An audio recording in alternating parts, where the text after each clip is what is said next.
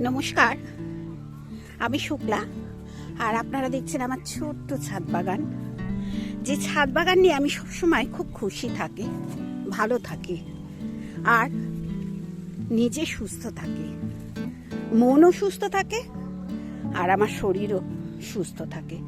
ছাদ বাগানে করে আমি সত্যিই খুব খুশি যে ছাদ বাগান আমাকে বাঁচতে সাহায্য করেছে।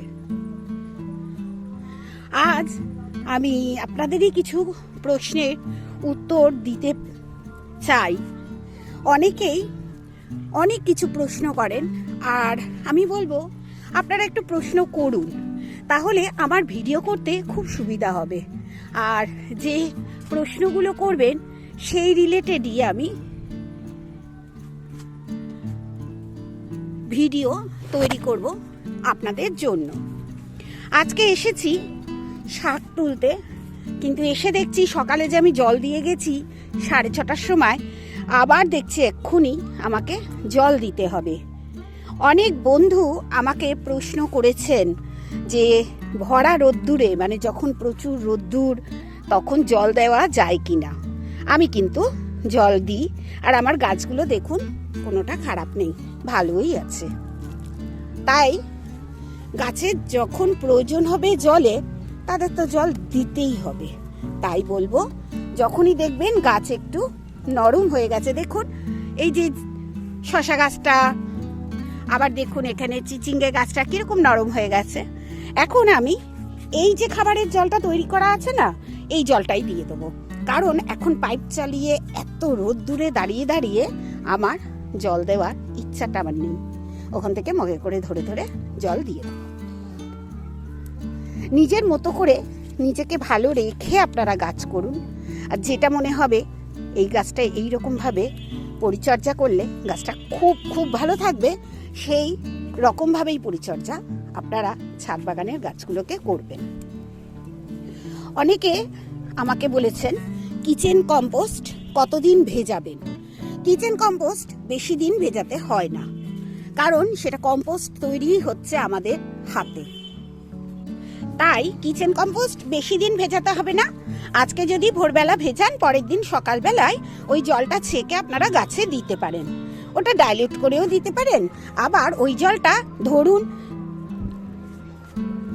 বেশ খানিকটা, ধরুন একটা মগ, এই মগটা দেখাই, এই যে একটা মগ, এই মগে 1 মগ আপনি কিচেন কম্পোস্ট 20 লিটারের বালতিতে, ওই যে ওখানে 20 লিটারের বড় বালতি আছে দেখুন, এই 20 লিটারের বালতিতে একদম 20 লিটার জল দিয়ে ভিজিয়ে দেবেন। আজকে যদি সকালবেলা ভিজিয়ে দেন, কালকের থেকেই আপনারা ওই জলটা গাছে দিতে পারবেন। কোনো ডাইলিউট করার দরকার নেই। কিচেন কম্পোস্টের জল আপনারা যে কোনো সময় ব্যবহার করতে পারেন। সেটা গাছের গোড়া শুকিয়ে গেলেও সেই জলটা দিতে পারেন। আবার হয়তো জল দিলেন গাছে, জল দেওয়ার পর আবার কিছুক্ষণ বাদেই বেডের জল শুকিয়ে গেছে, সেই সময়ও ব্যবহার করতে পারেন কিচেন ওয়েস্টের জল, কিচেন ওয়েস্ট ভিজানো জল। এমনকি ভার্মি কম্পোস্টের ভিজানো জলও আপনারা দিতে পারেন। শুধু গোবর ভেজানো জলটা খুব পাতলা করে দেবেন। কতগুলো শাক তুলে নিচে 1 মগ হয়ে গেছে।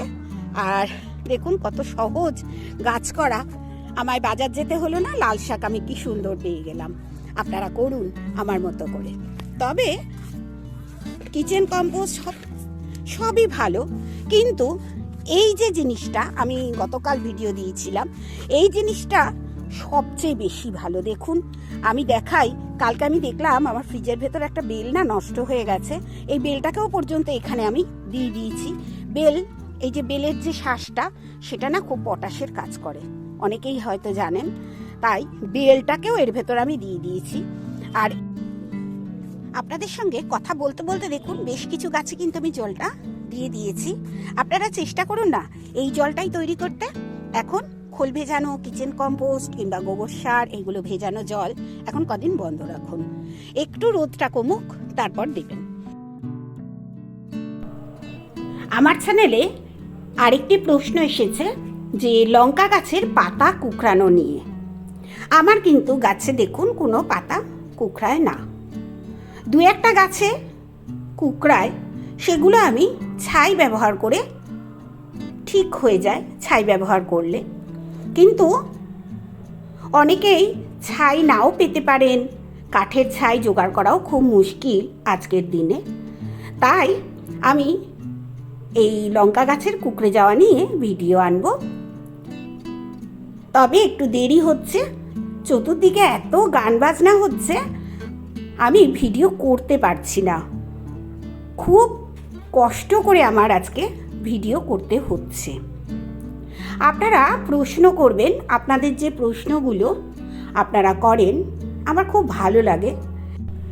আপনারা যে প্রশ্ন করছেন সেই প্রশ্নের উত্তর নিয়ে ভিডিও করতে সবচেয়ে বেশি ভালো লাগছে। তাই বলবো, আপনাদের অসুবিধাগুলো আমাকে কমেন্টে জানাবেন, আমি চেষ্টা করব ভিডিও করে আপনাদের দিতে। এক বন্ধু আমাকে বলেছিলেন, বারবার কেন গাছ লাগাই একই গাছ। ওই ভাইয়ের ভিডিও আমি করে দিয়েছি, ভাই দেখেছেন, আমার খুব ভালো লেগেছে যে উনিও দেখেছেন যে বারবার কেন আমি একই গাছ, বেগুন গাছ, লঙ্কা গাছ, এইসব গাছ বারবার কেন বসাই। এই রকম প্রশ্ন আপনাদেরকে করবেন, আমি ভিডিও করে আপনাদের দেব।